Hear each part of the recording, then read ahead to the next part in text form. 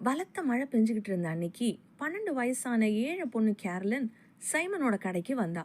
ஃபுல்லா மழையில நனைஞ்சு அழுக்கான கிழிஞ்ச ட்ரெஸ்ஸோட இருந்த அவளை பார்க்கவே சைமனுக்கு பிடிக்கல.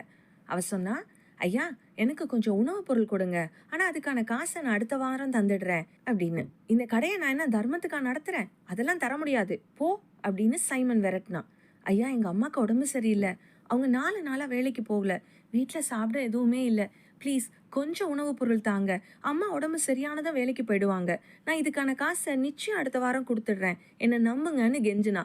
கொஞ்சம் கூட இறக்கமே இல்லாத சைமன் அவளை கேலி பேசி கிண்டல் பண்ணிக்கிட்டு இருந்தான். கேர்லினோட ரொம்ப நேர கெஞ்சலுக்கு பிறகு சைமன் ரொம்ப நக்கலா சொன்னா, சரி பொண்ணே, உன்னோட தொல்லை தாங்கல, நீ ஏதாவது ஷாப்பிங் லிஸ்ட், அதாவது என்னென்ன பொருள் வேணும்னு ஏதாவது லிஸ்ட் வச்சிருக்கியா, அது இருந்தா அதை என்கிட்ட கொடு, அந்த லிஸ்டோட எடைக்கு ஏத்த பொருளை நான் உனக்கு தரேன்னு சொல்லி சிரிச்சான். அழுதுகிட்டே கேர்லின் ஒரு சின்ன துண்டு பேப்பர் எடுத்து ஒரு மளிகை லிஸ்ட்டை எழுதி அதை சைமன் கிட்ட கொடுத்தா.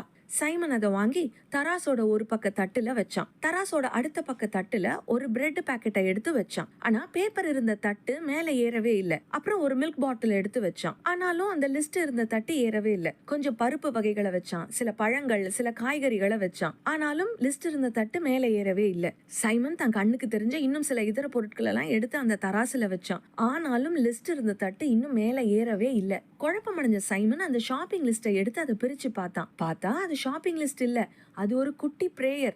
அதுல என்ன எழுதியிருந்தது தெரியுமா? அன்புள்ள இயேசப்பா, எங்களுக்கு என்ன தேவைன்னு உங்களுக்கு தெரியும், நீங்க நிச்சயம் அதை கொடுப்பீங்க, தேங்க்யூ சோ மச் ஜீசஸ்னு எழுதியிருந்தது. இப்ப சைமனோட உள்ளம் உடஞ்சுது. அவன் கண்ணுல இருந்து தார தாரையா தண்ணீர் கொட்டுச்சு. சைமன் தன் தவற உணர்ந்தான். ஆண்டவருடைய அன்பையும் அந்த சின்ன பொண்ணோட விசுவாசத்தையும் நினைச்சு வியந்தான். இன்னும் நிறைய மளிகை பொருட்களை அந்த பொண்ணுக்கு இலவசமா கொடுத்து அனுப்புனான். அன்னைக்கு சைமனோட ஆணவம் அழிஞ்சு அதுக்கு பிறகு எல்லார்கிட்டையும் அவன் அன்போடையும் இரக்கத்தோடையும் பழக ஆரம்பிச்சான். இந்த கேர்லனை போல இன்னைக்கு ஏதோ ஒரு அத்தியாவசிய தேவைக்காக உங்க தேவனை நோக்கி காத்துட்டு இருக்கீங்களா?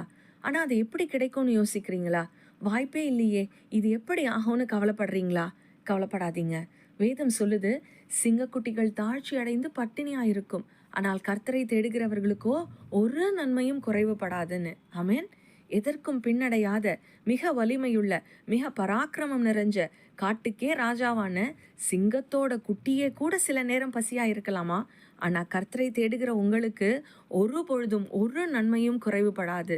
தேவன்கிட்ட உங்க தேவையை சொல்லுங்க, அவர் அதை நிச்சயம் கொடுப்பார்னு நம்புங்க. அவர் யெகோவா ஈரே. நீங்க நம்ப முடியாத வழிகள் எல்லாம் கிரியை செஞ்சு அவர் உங்கள் தேவையை நிச்சயம் சந்திப்பார். ஞாபகம் வச்சுக்கோங்க, நம் தேவன் நமக்கு போதுமானவர். ஆமென்.